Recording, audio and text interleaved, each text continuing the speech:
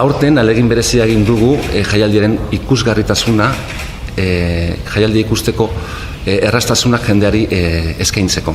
Eta zeintzu horretan, azken batean Getxofoto zer da, historioak dira, baina bai ibilbideak, herria ibili egin behar da, erakusketak ikusteko. Eta hori errazteko ibilbide desberdinak diseinatu ditugu eta jendeari helaraziko dizkiogu. Egin ditugu zale amorratuentzako ibilbideak, hau da fanutsak direntzako. Horientzako jaialdi osoa ikusi behar dute eta egun bat bere izango dute.